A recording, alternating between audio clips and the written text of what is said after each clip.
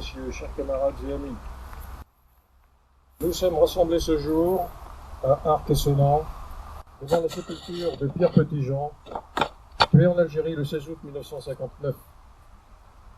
Il y a un an, jour pour jour, nous honorions ici même sa mémoire par une cérémonie officielle qui réunissait le maire de la commune, le président et les adhérents de l'Amicale des fusiliers marins commandos de l'Est, diverses associations d'anciens combattants, 12 drapeaux, la presse et une nombreuse assistance.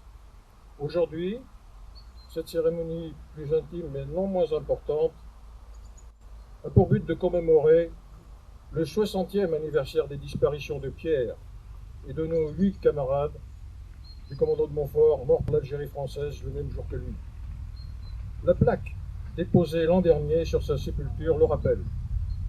Nous avions anticipé cet anniversaire funeste, ne pouvant présager de notre présence cette année.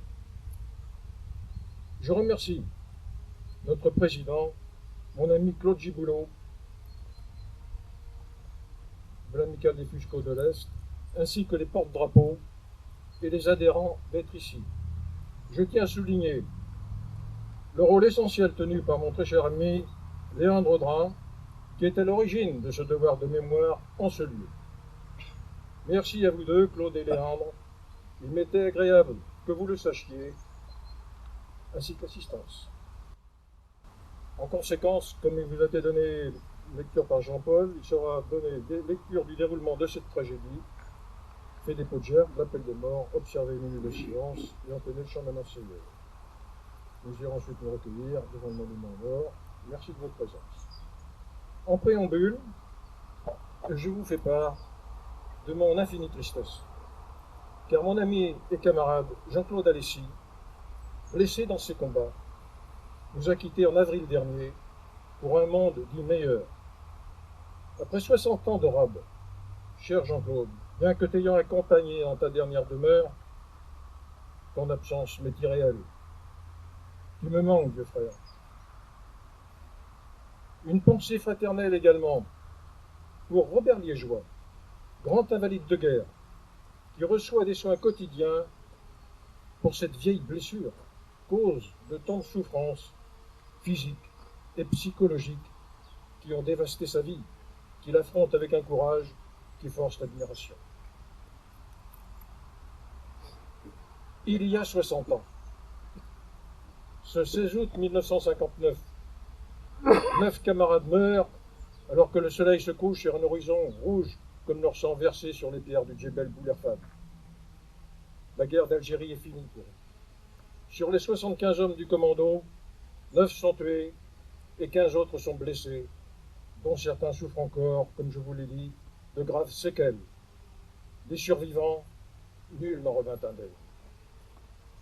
Unité d'intervention sur la frontière marocaine de l'Ouest oranais, le commando de Montfort migre dans le Grand Sud en 1959 et monte ses toiles de tente sur sa base arrière, dans l'Atlas saharien, à la Gouate, puis à Flou, avec des interventions dans la région de Ain Sefra, à 200 km au nord de Colomb-Béchar, réputé comme lieu de passage massif des rebelles venant du Maroc.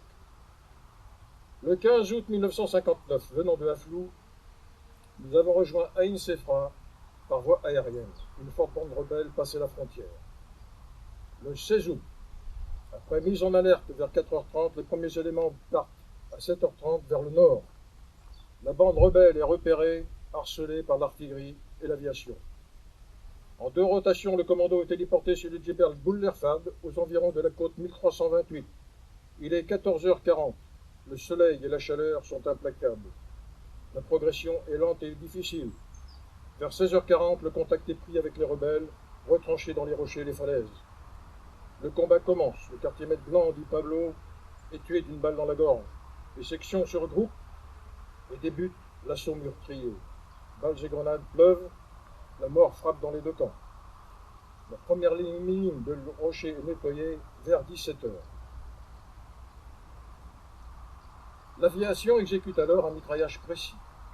Les tirs d'artillerie peuvent reprendre, préparant l'assaut final. Malheureusement, dans l'ignorance de l'avancée des sections, les obus tombent sur les positions du commando.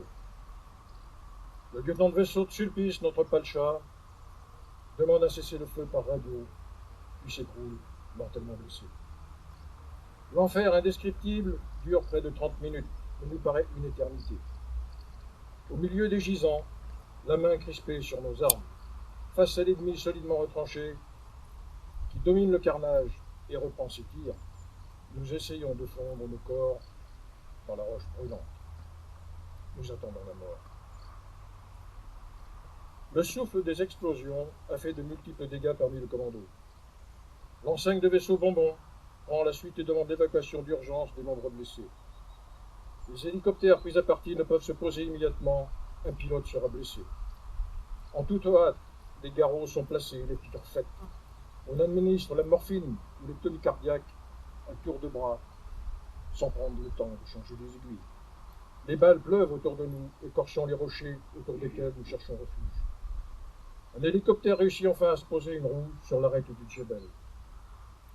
Il faut faire vite, tout est urgence. Un second hélicoptère se présente à son tour et après plusieurs tentatives, emmène le reste des blessés.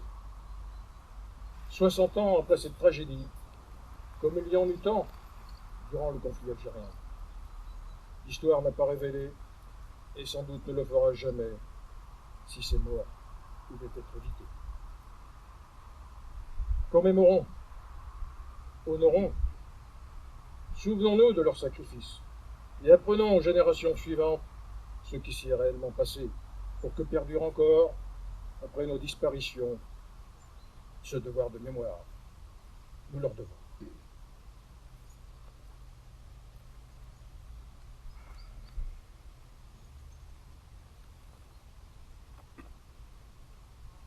Dépôt de gerbe.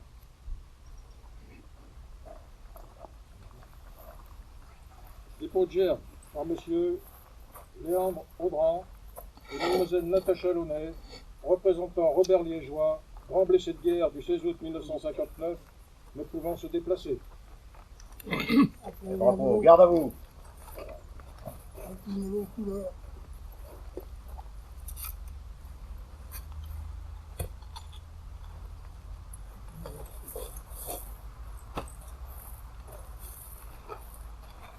Dépôt de gerbe par monsieur Claude Giboulot, président de l'Amicale nationale des fusiliers marins commando section de l'Est, et monsieur Pierre Caillot.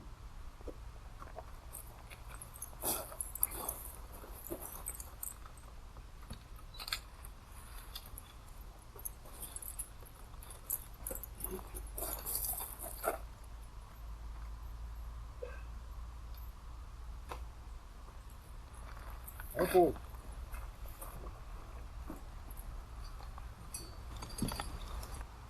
Je profite de cette belle initiative de Jean-Claude et de Léandre d'être aujourd'hui rassemblés pour dédier cette journée au commando de Montfort.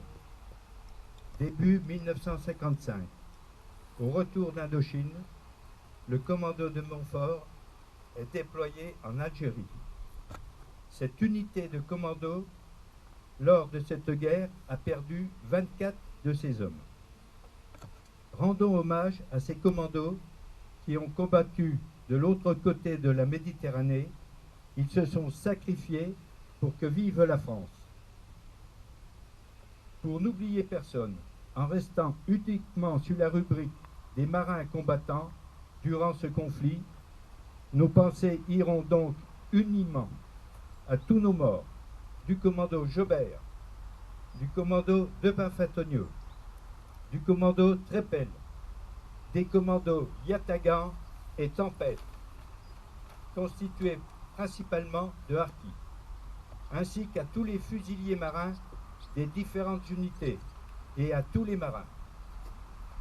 Nous disons à tous ces hommes qui, courageusement, sont morts pour la France, ont droit qu'à leur lieu de repos éternel, la foule vienne pour que leur mémoire revive. Nous leur soufflons, nous leur transmettons quelques pensées. Nous lisons leurs noms gravés dans le granit et citons-les comme nous allons le faire. Second maître Van Nil, Mort pour la France. Matelot Mélano, Mort pour la France. Matelot Ufaton, Mort pour la France. Quartier-maître Guy Pascal. Mort pour la France. Quartier-maître Brunet. Mort pour la France. Lieutenant de vaisseau Sulpice, Mort Fernand. pour la France. Second maître Quintel. Mort pour la France. Matelot Santia. Mort pour la France. Quartier-maître Petit-Jean. Mort pour la France. Quartier-maître infirmier Muller. Mort pour la France. Quartier-maître Ferré. Mort pour la France. Quartier-maître Blanc. Mort pour la France. Quartier-maître Rive. Mort pour la France. Quartier-maître Simiski. Mort pour la France. Quartier-maître Cavalerin. Mort pour la France. Second maître Benachour. Mort pour la France. Quartier-maître Lebon. Mort pour la France. Maître Sochard. Mort pour la France. Enseigne de vaisseau de 2e classe Percepied. Mort pour la France. Quartier-maître Houlot. Mort pour la France. Quartier-maître Périssin. Mort pour la France. Quartier-maître Coat. Mort pour la France. Matelot Crémeret. Mort pour la France. Matelot Mao. Mort pour la France.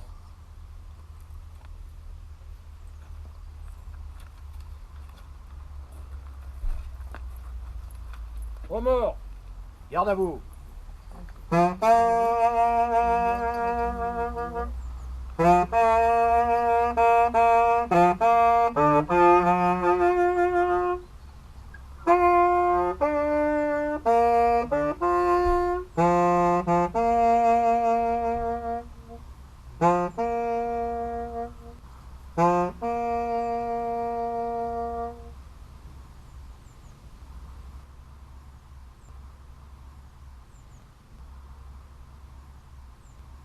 Allons enfants de la patrie, le jour de gloire est arrivé.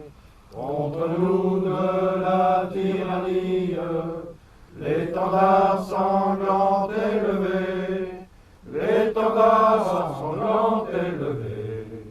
Entendez-vous dans nos campagnes mugir ces féroces soldats qui viennent jusque dans nos bois, égorger nos fils et nos compagnes. Aux armes, citoyens, formés au bataillon, marchons, marchons, qu'un sang impur abreuve nos sillons. À la suite des cérémonies officielles, tout le monde s'est retrouvé dans l'auberge du village pour partager un repas typiquement jurassien. Lors de celui-ci, Jean-Claude nous a lu l'hommage qu'il rendra à l'un des 2 commandos tués lors de la libération des otages au Burkina Faso, Alain Bertoncello, lors de l'inauguration d'un ouvrage routier qui portera son nom à Montélimar.